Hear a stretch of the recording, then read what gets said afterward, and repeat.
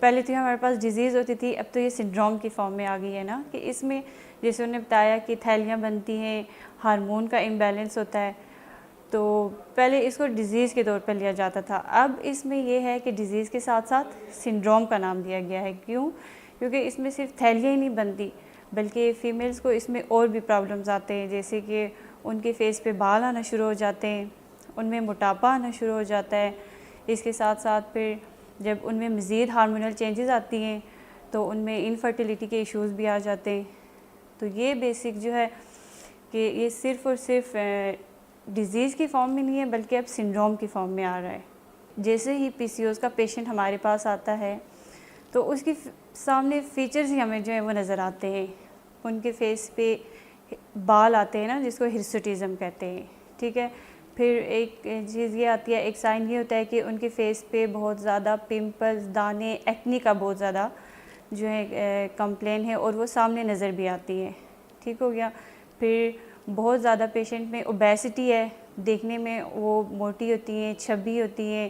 بچیاں تو زیادہ چھبی نظر آتی ہیں کیونکہ یہ بچیوں میں زیادہ کامن ہے. ٹھیک ہے.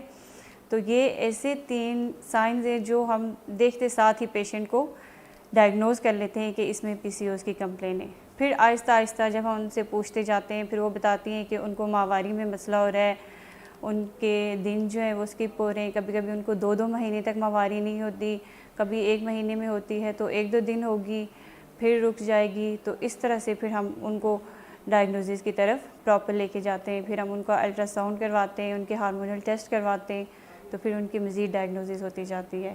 لیکن پی سی اوز کا جو پیشنٹ ہے وہ کلینکلی ڈائگنوز ہو جاتا ہے. جیسے ہی ہمارے پاس آتا ہے اس کو دیکھ کے ہم ڈائگنوز کر دیتے ہیں کہ بھائی جی یہ بندہ جو ہے، یہ جو بندی ہے، اس کو پی سی اوز ہیں. ڈاکٹر ماہ مبین، یہ بتائیے گا کہ کیا کوئی لنک ہے پی سی اوز کا ایج کے ساتھ؟ کیا یہ ارلی ایج میں زیادہ پریولنٹ ہے، یا ایکٹیو جو ریپروڈکٹیو ایج ہے اس میں اس کے زیادہ چانسز ہیں، یا پھر اگر ہم بات کریں تو یہ کسی اولڈ ایج میں زیادہ پریولنس ہے؟ آپ کا کیا ایکسپیرینس ہے؟ ہاں جی بالکل. دیکھیں اس میں جو سب سے زیادہ پریولنس ہے نا وہ ینگ ایج میں ہے. ٹھیک ہے. جو بچیاں ہمارے پاس 10-11 سال سے لے کے 18-19 سال تک کی بچیاں ہیں، ان میں یہ زیادہ پریولنس پائی جاتی ہے. جو کہ ابھی جو ہیں تو وہ اپنی ایڈولسنس میں آ رہی ہوتی ہے نا، ان میں یہ زیادہ چیز پائی جا رہی ہے. اولڈ ایج میں بھی آتی ہے، لیکن اولڈ ایج میں اتنی زیادہ نہیں آتی. 30-40s میں آتی ہیں کمپلینز، لیکن ایڈولسنس میں یہ زیادہ ہیں. کیونکہ وہ جیسے ڈاکٹر نوشا نے بتایا کہ سیڈنٹری لائف سٹائل ہو گیا ہے، اس کی وجہ سے یہ زیادہ کمپلین ہے. فری لائف سٹائل، کھانے میں جو ہے تو وہ فاسٹ فوڈ زیادہ لیا جا رہا ہے، جو آپ کے پاس نیچرل ڈائٹ ہے وہ نہیں لی جا رہی نا، تو اس وجہ سے بچیوں میں یہ زیادہ ہو رہا ہے.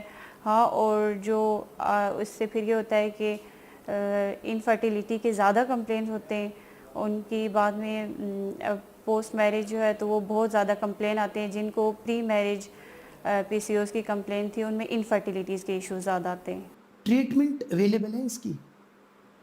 کیا نان فارماکولوجیکل ٹریٹمنٹس کے ساتھ فارماکولوجیکل ٹریٹمنٹس ریکمنڈ کی جاتی ہیں؟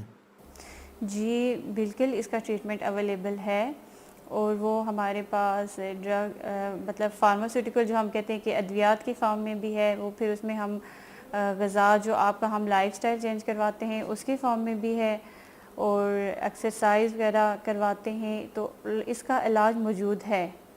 تو دوائی میں تو سب سے پہلے تو ہم یہ ہوتا ہے نا کہ پیشنٹ ہمارے پاس آتا ہے، جب ہم اس کو ڈائگنوز کرتے ہیں تو پہلے تو ہم اس کو اس طرح سے کرتے ہیں کہ اگر اس میں اوبیسٹی ہے تو پھر ساتھ میں ہم اس کو اوبیسٹی سے ریلیٹڈ ایکسرسائز کا بھی بتاتے ہیں، ڈائٹ پلان بھی اس میں ایڈ کرواتے ہیں، اور پھر جو میڈیسن بھی ہوتی ہیں وہ بھی ایڈ کرواتے ہیں. ساتھ میں الٹرا ساؤنڈ پہ جو آپ کے پاس سسٹ وغیرہ آتی ہیں ان کو پھر دیکھتے ہیں، ان کے اکارڈنگ بھی پھر ہم ان کو میڈیسن دیتے ہیں.